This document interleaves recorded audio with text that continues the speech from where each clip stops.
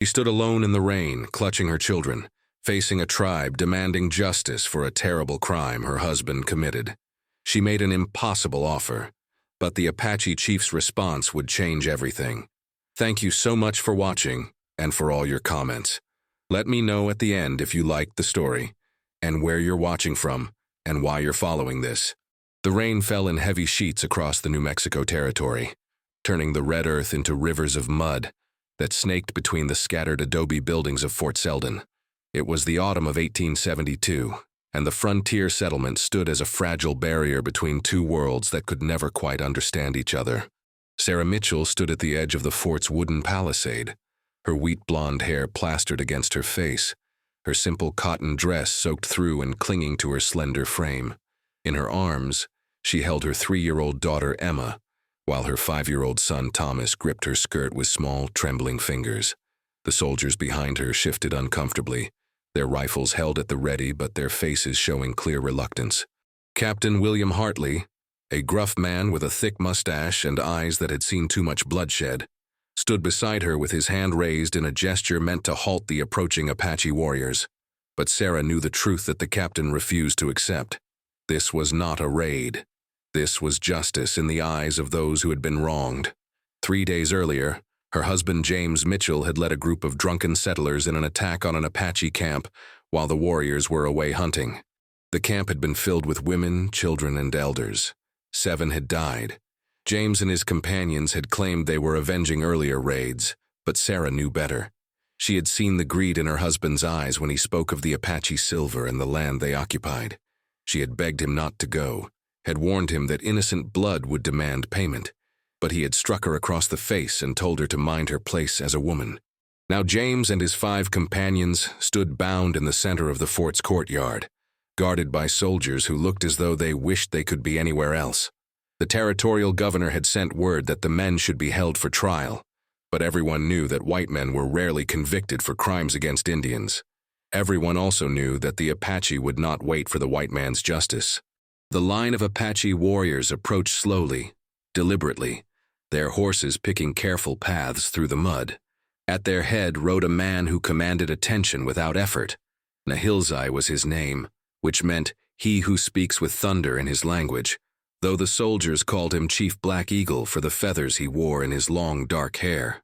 He was perhaps 30 years old, tall and powerfully built, with shoulders broad enough to carry the weight of his people's survival. His face was striking, with high cheekbones and a strong jaw, eyes as dark as obsidian that seemed to see through pretense and lies. He wore traditional Apache clothing, buckskin decorated with intricate beadwork that Sarah recognized as mourning symbols. His sister had been among those killed in the massacre. Sarah's heart hammered against her ribs as the warriors drew closer. She had made her decision in the sleepless hours after learning what her husband had done.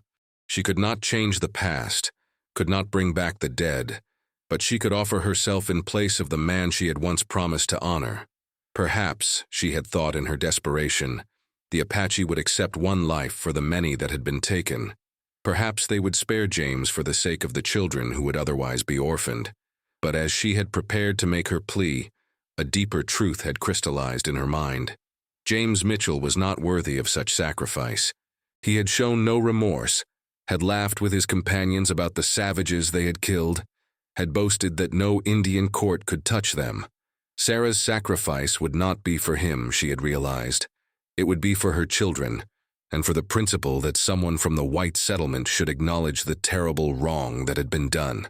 Captain Hartley stepped forward as Nahilzai and his warriors came to a halt about 20 yards from the fort's entrance. "Chief Black Eagle," the captain called out, his voice carrying across the rain-soaked space between them. "We are holding these men for trial under territorial law. The governor himself has ordered it. If you take them by force, you'll be declaring war on the United States Army." Nahilzai's expression did not change. When he spoke, his English was perfect, learned from missionaries who had tried and failed to convince his people to abandon their way of life. "Your law is smoke that disappears in the wind, Captain. We have seen how white men judge other white men for killing Apaches. The trials are theater, nothing more. We will have justice today, not promises that turn to dust." Sarah felt Emma begin to cry against her shoulder, the little girl sensing the tension even if she could not understand it. Thomas looked up at his mother with wide, frightened eyes. "Mama, I'm cold," he whispered. She kissed the top of his head, tasting rain and fear. Then, before her courage could fail her, she stepped forward, past the line of soldiers, past Captain Hartley's outstretched hand trying to pull her back. She walked into the space between the two groups. Her children clutched close to her body and went down on her knees in the mud. "Chief Nahilzai," she called out, her voice breaking but carrying clearly through the rain. "I am Sarah Mitchell. The man who led the attack on your camp is my husband. I come to beg for mercy, not for him, but for justice that does not create more orphans. My children had no part in what was done. They are innocent. I ask that you take me instead. Punish me for the crimes of my husband. Let my death stand for his, and spare these little ones who have done no wrong." A murmur ran through both groups. The soldiers looked shocked, some clearly moved by her desperate plea. The Apache warriors remained impassive, but Sarah saw several of them exchange glances.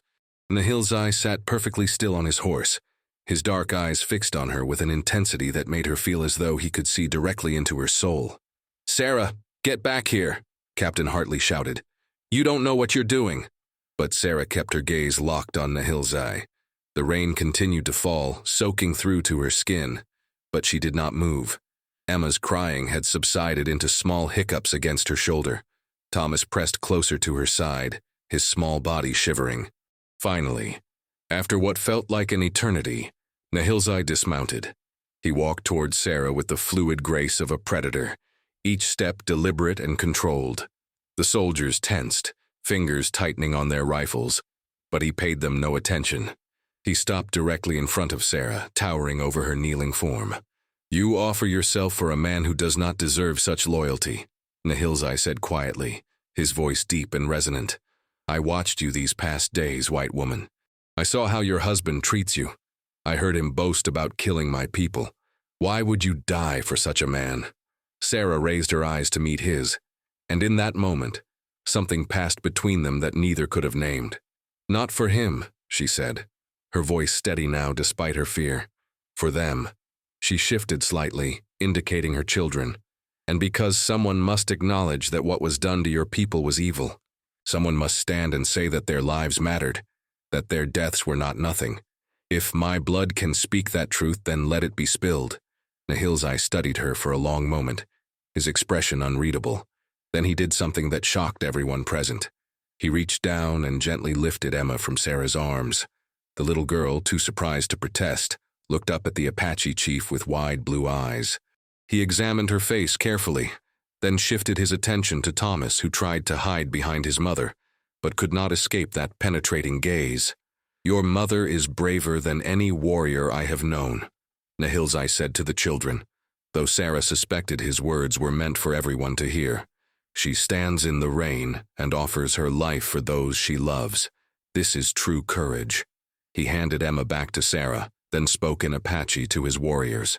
Several of them dismounted and approached. Sarah's breath caught in her throat, certain that her final moments had come. But instead of weapons, the warriors produced blankets, which they wrapped around Sarah and her children.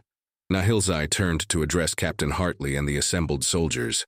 "I will take this woman and her children, as she has offered, but I will also take the 6 men who committed murder. This is my judgment. You may tell your governor that if he wishes to dispute it, he can come and face me himself." "Now, wait just a minute," Captain Hartley began, but Nahilzai cut him off with a sharp gesture. "The woman made her offer freely. I accept it. As for the men, they have forfeited any claim to your protection by their actions. You can surrender them peacefully, or we can take them by force. The choice is yours, Captain, but choose quickly. My patience has limits." Sarah felt hands lifting her to her feet. Apache warriors surrounded her and her children, not threatening but clearly preventing any rescue attempt. She could see James in the courtyard now, his face twisted with rage and fear as he realized what was happening. The Apache camp lay nestled in a canyon about 15 miles from Fort Selden, hidden among towering rock formations that had been carved by wind and water over countless generations. Sarah had been placed on a horse with Emma, while Thomas rode with one of the warriors. The journey had taken most of the day, and throughout it all, she had expected death at any moment. But it never came. Instead, the warriors had treated her and her children with a strange mixture of caution and courtesy that she could not quite understand. James and his 5 companions had not been so fortunate in their treatment. They were bound and forced to walk, stumbling through the difficult terrain while the warriors showed them no mercy. Sarah tried not to look at her husband, tried not to see the hatred burning in his eyes when he glared at her. She knew he blamed her for this, would never forgive her for what he saw as betrayal. But she also knew, with a certainty that had settled deep in her bones during that long ride, that she had made the only choice her conscience would allow. As they entered the camp, Sarah saw what remained of Nahilzai's people. There were perhaps 40 individuals, mostly women, children, and elders. The faces that turned toward them showed the deep lines of grief and hardship. These were not the savage warriors that the newspapers back east loved to write about. These were human beings trying to survive in an increasingly hostile world, mourning their dead and wondering how much longer they could hold onto their way of life. An elderly woman with silver-streaked hair approached as Nahilzai dismounted. She spoke to him rapidly in Apache, her eyes flickering to Sarah and the children with undisguised curiosity and suspicion. Nahilzai responded in their language, his tone respectful but firm. The old woman's expression shifted from anger to surprise, then to something that might have been grudging approval. Nahilzai turned to Sarah, helping her down from the horse with surprising gentleness. "This is Desba, my grandmother and the eldest of our clan. I have told her of your offer and my decision. She will prepare a place for you and your children." "Your decision?" Sarah asked, her voice hoarse from the long silence of the journey. "What decision? When will you carry out the punishment?" Something flickered in Nahilzai's dark eyes, an emotion she could not quite read. "Come, we will speak after the council has dealt with the murderers. Desba will care for your children." Sarah's arms tightened instinctively around Emma. "No, please. Whatever you're going to do to me, let me stay with them until—" "I am not going to harm your children, Sarah Mitchell," Nahilzai interrupted, his voice quiet but carrying absolute conviction.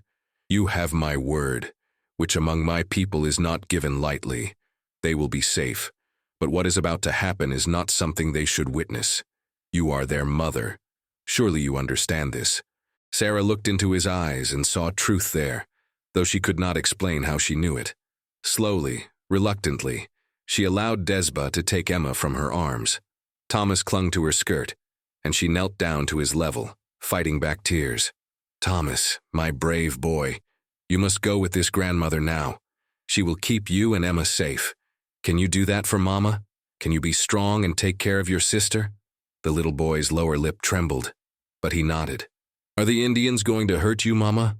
Sarah glanced up at Nahilzai, who watched the exchange with an expression she was beginning to recognize as carefully controlled emotion. "I don't know, sweetheart, but whatever happens, I want you to remember that Mama loves you very much. You and Emma are the best things that ever happened to me. Can you remember that?" Thomas threw his arms around her neck, and for a moment Sarah allowed herself to hold him close, breathing in the little boy's smell of him, memorizing the feeling of his small heartbeat against hers. Then Desba gently but firmly took his hand, speaking softly in Apache. To Sarah's surprise, both children went with the old woman without further protest, though they kept looking back at their mother until they disappeared into one of the traditional wickiups that dotted the camp. Nahilzai watched them go, then gestured for Sarah to follow him. They walked to the center of the camp where a large fire had been built despite the earlier rain. The 6 prisoners had been forced to their knees in a circle around the flames. Warriors stood guard, their faces hard and unforgiving. Sarah saw James among them, his defiance beginning to crack as he realized that no cavalry would be coming to rescue him. The council that followed was conducted entirely in Apache, with various members of the tribe speaking in turn. Sarah understood none of the words, but she could read the raw grief and anger in their voices. She saw women weeping as they pointed to the prisoners, saw old men with tears streaming down their weathered faces. This was not about savagery or bloodlust. This was about pain that ran too deep for any language to fully express. When the speaking finally ended, Nahilzai rose. He stood before the prisoners and addressed them in English, his voice carrying to every corner of the camp. You came to our camp 3 days ago while our warriors were hunting. You killed 7 of our people. Among them were my sister Kaita, who was 22 summers old and had just become a mother. You killed her baby as well, a boy of 6 months who had done nothing in his short life but smile and learn to laugh. You killed our healer, an old woman of 70 summers who had tended to sick and injured people, both Apache and white, for more years than some of you have been alive. You killed 3 children, the youngest only 4 summers old. Nahilzai paused, his jaw tight with barely controlled emotion. You did these things and then you laughed about them. You boasted that no one would punish you because Apache lives mean nothing to your people. You were right about that. Your own leaders would have let you walk free, perhaps with a small fine that means nothing to men who steal land and silver. But you were wrong to think that our justice would not find you. James finally broke his silence. You're all dead men, he shouted, his voice cracking with fear despite his words. The army will hunt you down for this. They'll kill every last one of you savages. One of the warriors moved forward with his knife drawn, but Nahilzai held up a hand to stop him. We are already dead men, James Mitchell. Your people have been killing us slowly for many years. You take our land, kill our game, break every treaty you make with us. We are the last free Apache in this territory. Perhaps we will all die soon, as you say, but we will die knowing that we stood for justice when your people would not. He turned to his warriors and spoke in Apache. They moved forward and hauled the prisoners to their feet. Sarah's heart began to race as she realized the moment had come. But then Nahilzai did something that shocked everyone present for the second time that day. Take them to the boundary of our territory, he ordered in English, presumably so Sarah would understand. Strip them of everything except their undergarments. Mark them so that all will know what they have done. Then release them. Let them walk back to their fort and tell everyone what happened here today. Let them live with the knowledge of their crimes and the mercy they did not deserve. The prisoners stared at him in disbelief. Several of the Apache warriors protested loudly in their own language, clearly disagreeing with this decision. But Nahilzai raised his voice and spoke with the authority of a chief whose word was law. Gradually, the protests subsided, though many faces showed dissatisfaction. James found his voice again, emboldened by this unexpected reprieve. You think this makes you better than us? You're still just a... Silence. Nahilzai's voice cracked like a whip. You have been given your life when you deserve death. Accept this gift and leave our sight before I reconsider. You are banished from this territory. If you or any of your companions are ever seen in Apache lands again, there will be no mercy a second time. As the warriors began to lead the prisoners away, James locked eyes with Sarah one final time. The hatred in his gaze was pure and absolute. You're dead to me, he hissed. You and those brats, you chose these animals over your own husband. I hope you rot with them. Sarah felt the words like physical blows, but she stood straight and met his eyes without flinching. I chose justice over murder, James. I chose humanity over hatred. If that makes me dead to you, then I have been dead to you for a very long time. She watched as her husband was taken away, and with him went the last remnants of the life she had known. When the prisoners had disappeared from sight, Sarah found herself alone by the fire with Nahilzai. The rest of the tribe had dispersed, returning to their wickiups, leaving the two of them in a bubble of firelight and shadow. You spared them, Sarah said quietly. Why? Your people wanted blood for blood. I could see it in their faces. Nahilzai was silent for a long moment, staring into the flames. When he finally spoke, his voice carried a weariness that made him sound much older than his years. Because of you, Sarah Mitchell. Because you stood in the rain with your children and offered yourself for a man who was not worthy of such sacrifice. Because in that moment, I saw what I had almost lost in my anger and grief. I saw that true strength is not in taking revenge, but in choosing a harder path. He turned to face her, and in the firelight his features seemed carved from bronze and shadow. My sister Kaita believed that our people could find a way to live alongside the whites without losing who we are. She learned your language, tried to build bridges, and for that faith she died. When I saw her body, saw what your husband and his men had done, I wanted nothing but vengeance. I wanted to make every white person I could find pay for her death. Nahilzai's voice grew thick with emotion. But then you came, and you reminded me of what Kayata believed. You showed me that there are white people who can see Apaches as human beings, who can stand for what is right, even when it costs them everything. If I had killed those men today, I would have proven your husband right. I would have become the savage he believes all Indians to be. I would have betrayed my sister's memory. Sarah felt tears streaming down her face, though she had not realized she was crying. What happens now? To me and my children? You said you were taking us. You accepted my offer. I did accept your offer, Nahilzai confirmed. You offered yourself and your children. I have taken you. But I never said I would kill you, Sarah Mitchell. I said I would take you, and I have. You are now under my protection. You and your children will stay with my people. You will learn our ways, contribute to our survival, and in return, we will keep you safe. Sarah's mind reeled at this pronouncement. Stay here? Live with the Apache? But I don't understand. Why would you do this? Nahilzai moved closer to her, close enough that she could see the flecks of amber in his dark eyes, could see the strength and intelligence that radiated from him like heat from the fire. Because you have courage that deserves to be honored, not punished. Because your children should not suffer for their father's crimes. And because, he paused, seeming to choose his words carefully, because from the moment I saw you standing in the rain, something in my spirit recognized something in yours. The Apache believe that some souls are meant to find each other. I think perhaps ours are such souls. The words hung in the air between them, heavy with implications that both frightened and thrilled Sarah in equal measure. She had been married to James for 6 years, had borne his children, had tried to be a dutiful wife, but never once in all that time had he looked at her the way Nahilzai was looking at her now, as though she were something precious and rare, something worth protecting and cherishing.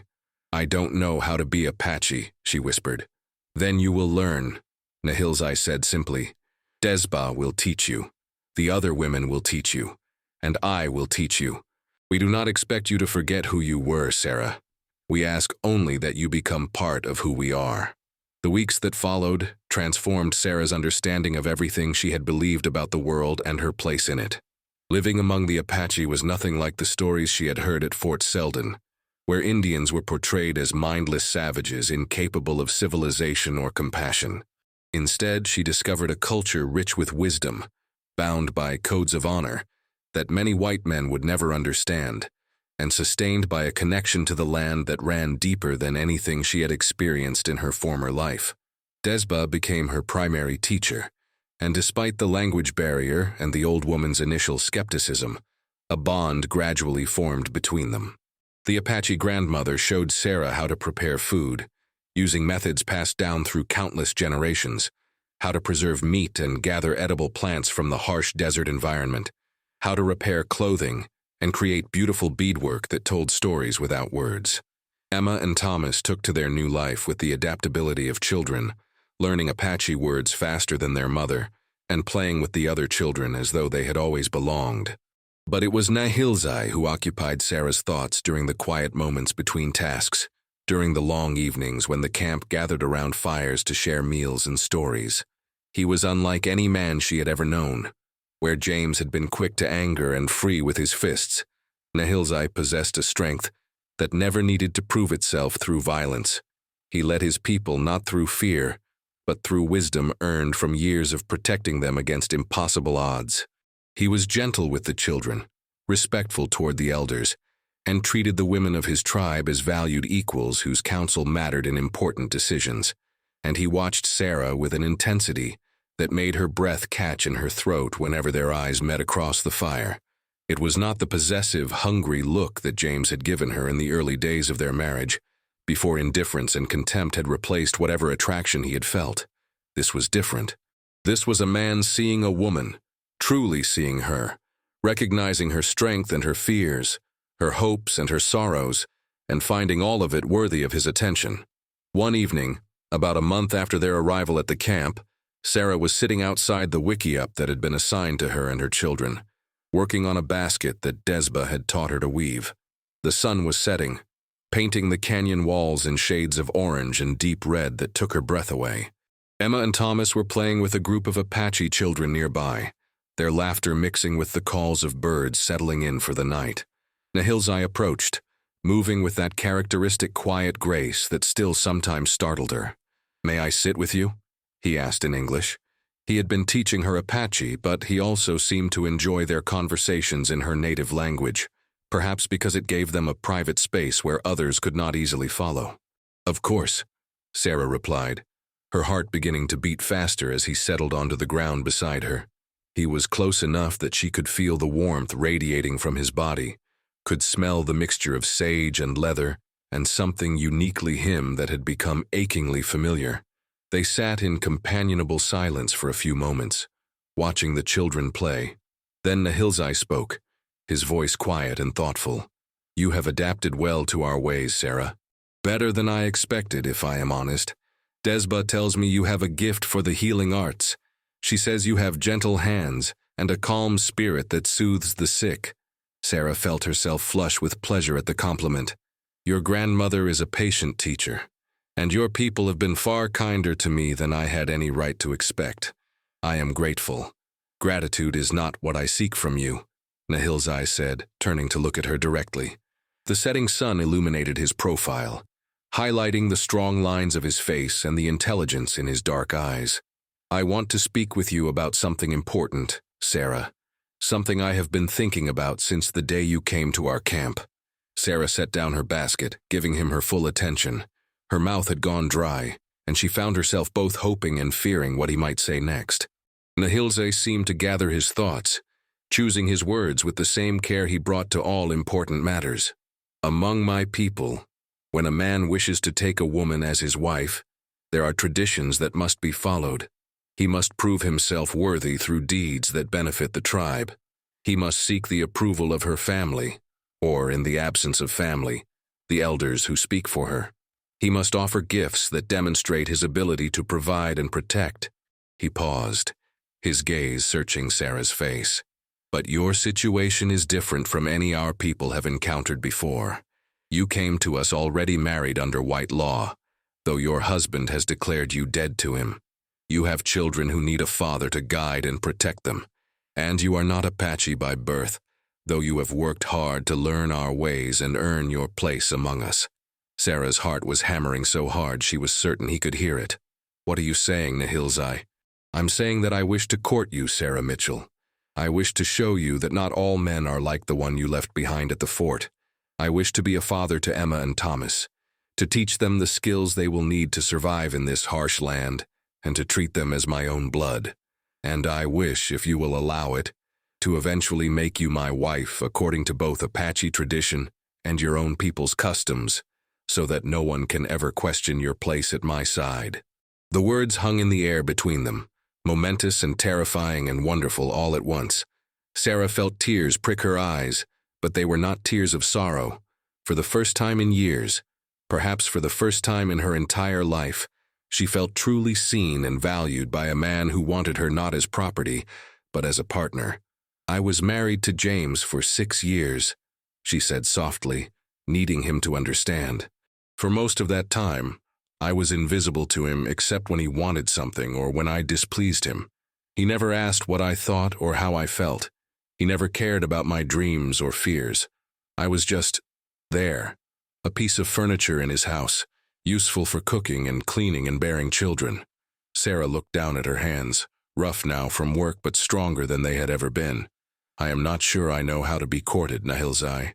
I am not sure I know how to be anything other than what I was taught a wife should be.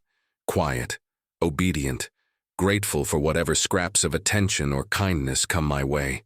Nahilzai reached out slowly, giving her time to pull away if she wished, and gently took one of her work-roughened hands in his larger one. His touch was warm and careful, as though she were something precious that might break.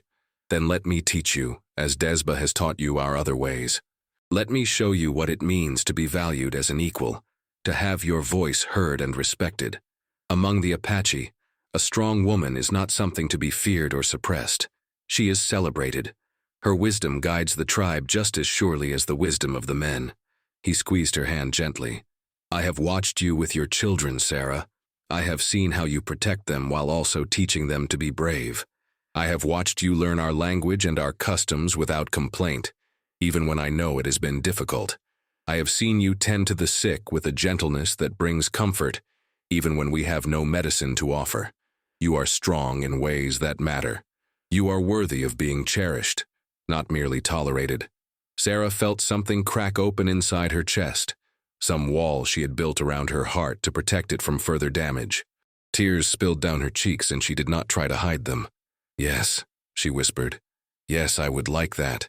I would like to learn what it means to be courted by a good man. I would like to believe that I could be worthy of someone like you." "You are already worthy," Nahilzai said firmly. "You have always been worthy. Your husband was simply too blind and too foolish to see it."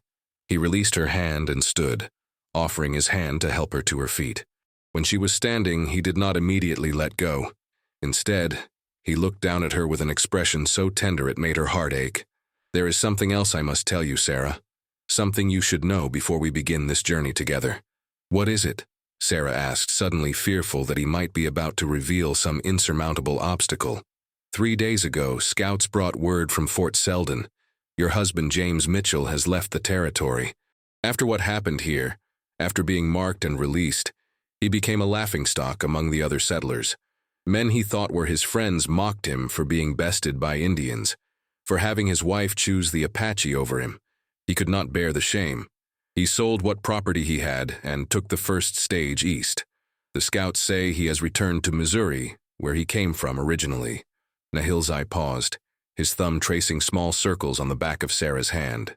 "Under white law, you are still his wife, but he has abandoned you and your children. He has declared you dead to him. Among my people, this would be grounds for dissolution of the marriage bond, but I wanted you to know the truth of the situation before we proceed. You are not truly free by the laws of your former people, though you are free by the laws of mine." Sarah absorbed this information, examining her feelings carefully. She had expected to feel something, relief or sorrow or anger at the news of James's departure.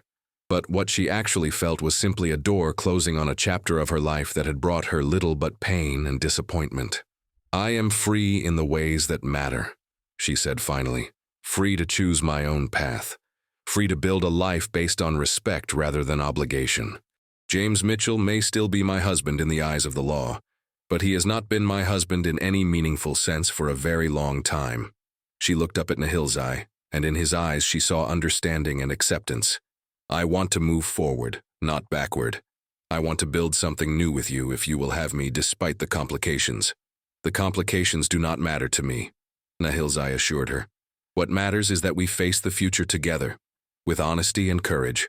That is the foundation of any strong partnership." As if sensing that an important moment had passed, Emma and Thomas came running over, their faces flushed with play and happiness. "Mama, Mama," Emma called out. "Watch what I learned. The other girls taught me." The little girl proceeded to demonstrate a clapping game, stumbling over the Apache words but clearly delighted with herself.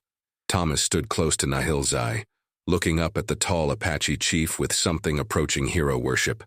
Over the past weeks, Nahilzai had spent time with the boy, teaching him to track animals and identify useful plants, treating him with a patient kindness that James had never shown his own son. "That is wonderful, sweetheart," Sarah said, applauding her daughter's efforts. She glanced at Nahilzai and saw him watching the children with a softness in his expression that made her chest feel tight. "You are good with them," she said quietly. "Better than their own father ever was." "They are easy to be good with," Nahilzai replied.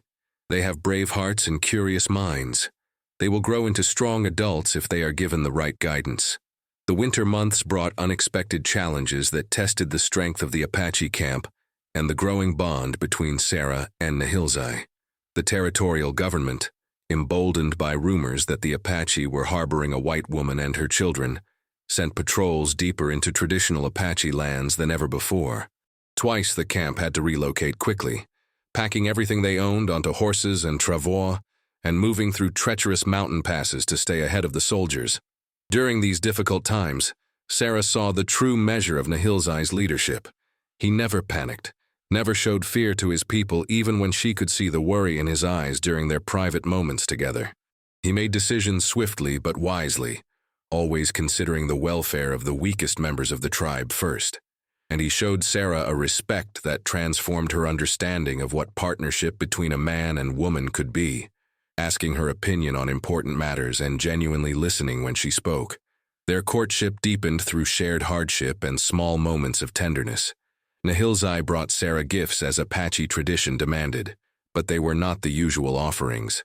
He brought her a beautifully crafted knife with a handle carved from antler, explaining that a woman of courage should have the means to protect herself and her children. He brought her a medicine pouch filled with herbs that Desba had helped him select, acknowledging her growing skill as a healer. And he brought her books, traded from a sympathetic Mexican trader who passed through their territory, because he had noticed how much she missed reading and wanted to ensure that Emma and Thomas did not lose their ability to read and write in English. In return, Sarah found herself falling in love with a man who treated her as an equal, who valued her mind as much as her practical skills, who was gentle with her children and patient with her struggles to master the Apache language. She learned to read the subtle expressions on his stoic face, to recognize the warmth in his eyes when he looked at her, to appreciate the quiet strength that never needed to prove itself through dominance or cruelty. It was during the coldest part of winter, when the camp was sheltered in a deep canyon that protected them from the worst of the weather, that everything came to a crisis point. A young Apache scout came racing into camp one afternoon, his horse lathered with sweat despite the freezing temperatures. Sarah was working with Desba, preparing the evening meal, when she heard the commotion and saw Nahilzai emerge from his wickiup with the speed and readiness of a warrior who never fully relaxed. The scout spoke rapidly in Apache, gesturing urgently toward the direction he had come from.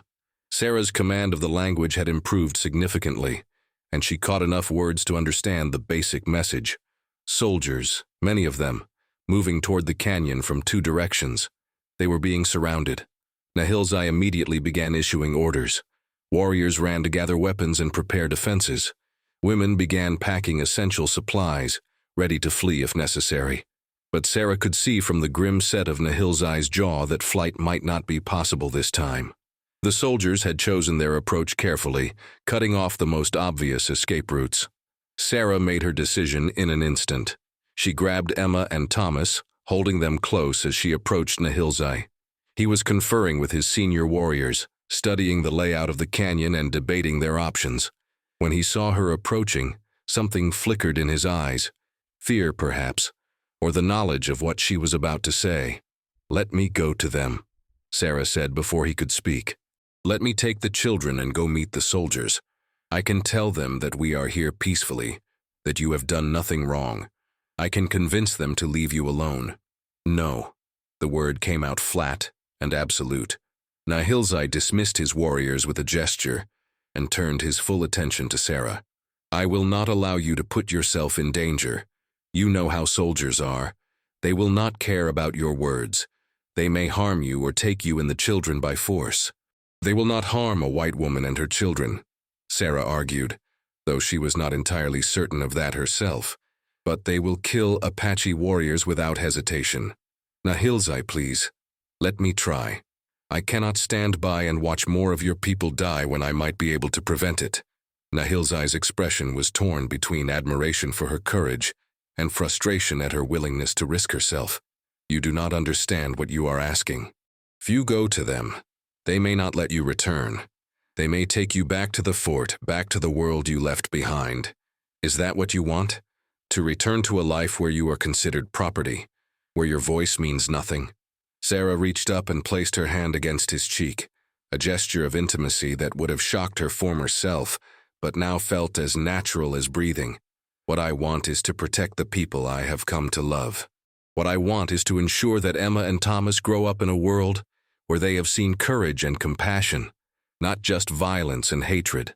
What I want is for you to trust me to do this, just as I have trusted you with my life and my children's lives." She could see the internal battle playing out behind his eyes. Finally, he placed his hand over hers, pressing it more firmly against his face. "If you do this, you go with my warriors surrounding you. At the first sign of treachery, they will bring you back here, and we will fight. Do you understand?" "I understand." Sarah agreed. She turned to call her children to her, kneeling down to their level.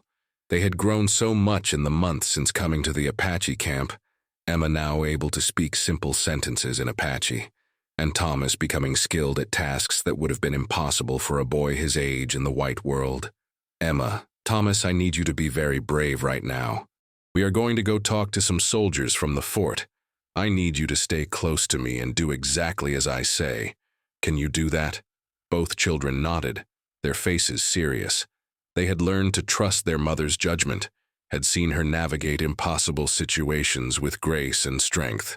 Thomas took Emma's hand, already stepping into the protective role that Nahilzai had been teaching him.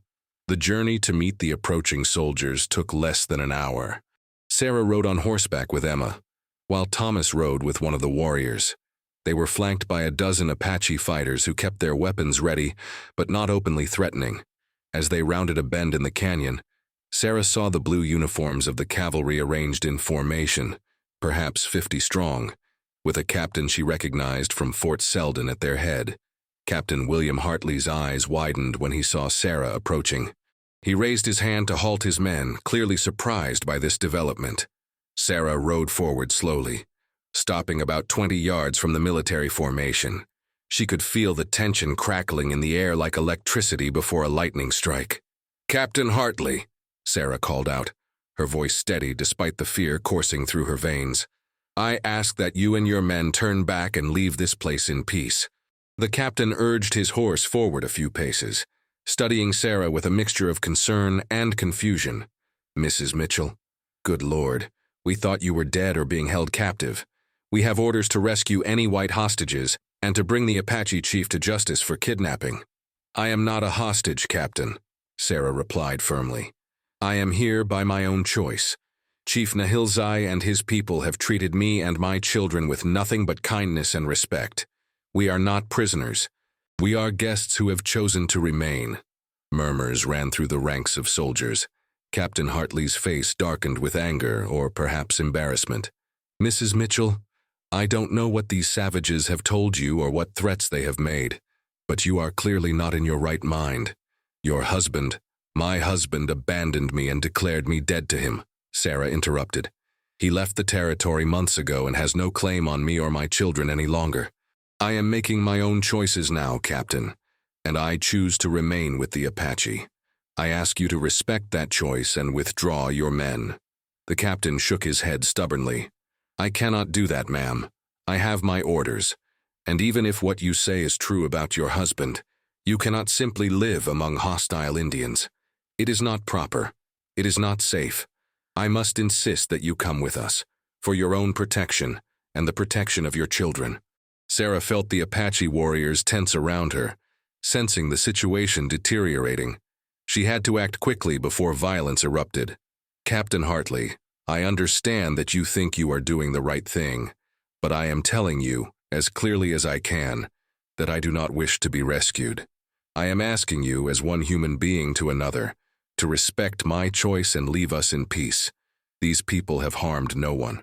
They seek only to live according to their own ways on land that was theirs long before any of us arrived. Stand aside, Mrs. Mitchell," the captain said, his voice hardening with military authority.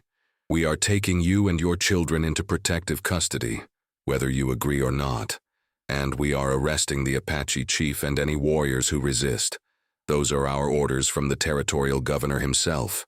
The words had barely left his mouth when the sound of horses approaching from behind the military formation made everyone turn. Sarah's heart sank as she saw more soldiers appearing, cutting off any potential retreat. But then she noticed something odd. These were not regular cavalry. They wore different uniforms, and at their head rode a man in civilian clothes, an older gentleman with silver hair and a bearing that spoke of authority earned through years of service. Captain Hartley's expression shifted to one of confusion as the newcomer approached. "Judge Morrison? Sir, what are you doing here? This is a military operation." Judge Harold Morrison, a territorial judge whom Sarah recognized from his occasional visits to Fort Selden, regarded the captain with a stern expression. "A military operation based on faulty intelligence and assumptions, Captain. I received word several days ago about this planned raid and took it upon myself to investigate the actual circumstances before allowing it to proceed. The judge turned his attention to Sarah, his eyes sharp but not unkind. Mrs. Mitchell, I presume. I have spent the past week speaking with witnesses, reviewing documents, and gathering information about your situation. I have also consulted with legal experts regarding the unique circumstances of your case. May I approach to speak with you privately? Sarah glanced back at the Apache warriors, who looked to her for guidance. She nodded, and the judge rode forward slowly, stopping his horse beside hers. He spoke quietly, his words meant for her ears alone. Mrs. Mitchell, I know what your husband did to the Apache people. I know what you offered in an attempt to prevent further bloodshed. And I know that James Mitchell has abandoned you and filed papers in Missouri claiming you dead, presumably to remarry without the inconvenience of a divorce. Under territorial law, and given the unique circumstances of your case, I am prepared to declare your marriage to James Mitchell dissolved. You are, legally speaking, a free woman. Sarah's breath caught in her throat. Why would you do this? Why would you help me? Judge Morrison's weathered face softened slightly. Because justice is not always found in the letter of the law, Mrs. Mitchell. Sometimes it requires wisdom to see the spirit behind the words. You are clearly here of your own free will. Your children appear healthy and well cared for. And from what I have observed and been told by my scouts, the Apache chief has treated you with more honor and respect than your legal husband ever did. He paused, choosing his words carefully. I cannot stop the eventual displacement of the Apache people. The tide of settlement is too strong, and the political will to preserve their way of life does not exist in Washington. But I can prevent an unnecessary massacre today. I can give you the legal freedom to choose your own path. And I can buy a little more time for these people to live in peace, at least for a while longer. The judge raised his voice so that all could hear. Captain Hartley, I am ordering you to stand down. Mrs. Mitchell is here voluntarily and is under no duress. As a territorial judge, I am declaring her marriage to James Mitchell dissolved due to abandonment and his declaration of her death.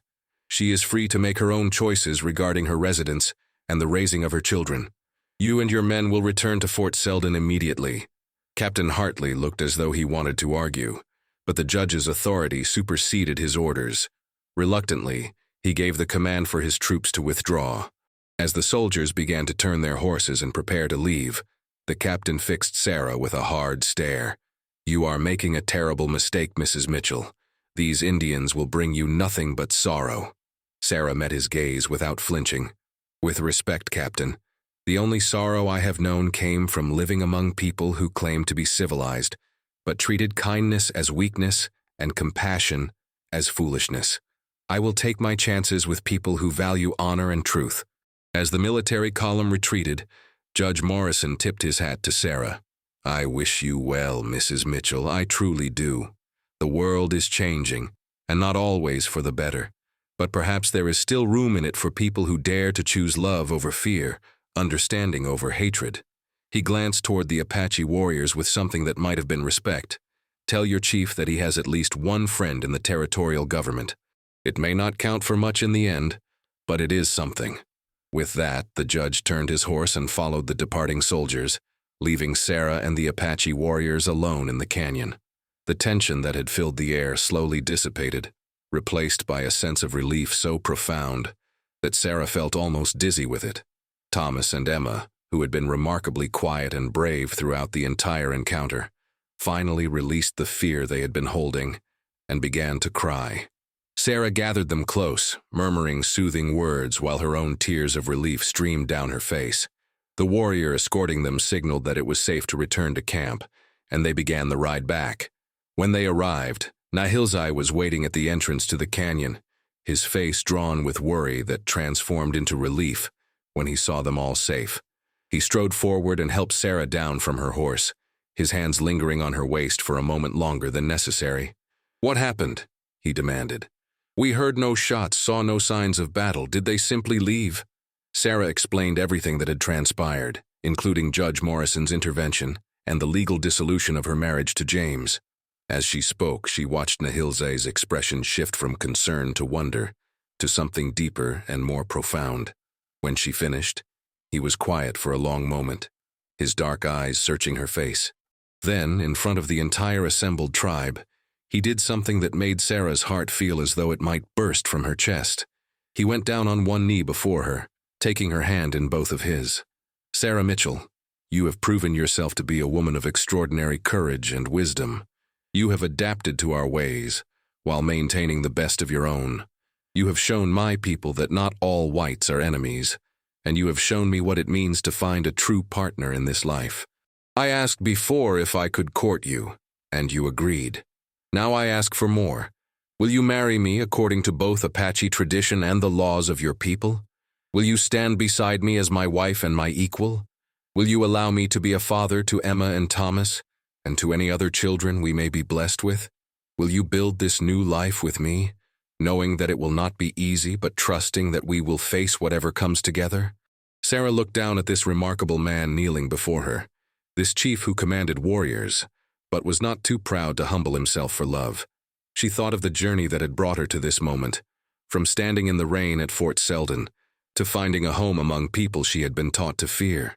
She thought of her children, who had found happiness and safety in this unlikely place, and she thought of her own heart, which had learned to hope again after years of quiet desperation. "Yes," she said, her voice ringing clear and strong across the camp. "Yes, Nahilzai, I will marry you. I will stand beside you as your wife and partner. I will help you protect our people and raise our children to be strong and wise and compassionate. I will face whatever the future holds with courage, knowing that we face it together." Nahilzai rose to his feet and pulled Sarah into an embrace that felt like coming home after a long and difficult journey. Around them, the Apache people erupted in cheers and ululating cries of joy. Desba came forward with tears streaming down her weathered face, pulling both Sarah and Nahilzai into a fierce hug while muttering blessings in Apache. Emma and Thomas danced around them, caught up in the celebration even if they did not fully understand all its implications. That evening, the camp held a feast to celebrate the engagement. As Sarah sat beside Nahilzai, watching her children play with the other Apache children, watching the people who had become her family laugh and sing and tell stories, she felt a peace settle over her soul that she had never known was possible. This was not the life she had been born to, not the path she had expected to walk, but it was the life she had chosen, and it was more beautiful than anything she could have imagined. Nahilzai leaned close to her, his breath warm against her ear as he spoke softly. "Are you happy, Sarah? Truly happy?" She turned to look at him, this man who had shown her what love could be when it was given freely and received with gratitude. "I am more than happy, Nahilzai. I am free, free to choose, free to love, free to become the woman I was always meant to be. And I choose this. I choose you. I choose our life together, for however long we are blessed to have it." He took her hand, threading his fingers through hers in a gesture that felt sacred in its simplicity. "Then we will make the most of whatever time we have. We will love fiercely and live fully. We will teach our children to be brave and kind. And we will show the world that love can bridge any divide, heal any wound, transform any heart willing to open itself to possibility." As the stars emerged overhead and the fire crackled its ancient song, Sarah leaned her head against Nahilzai's strong shoulder and allowed herself to believe in tomorrow. The future was uncertain, the challenges ahead undoubtedly formidable, but she had faced the impossible before and emerged stronger. She had stood in the rain with her babies, offered herself for justice, and found instead a love that transcended every boundary her old life had taught her to respect. She had found her place in the world.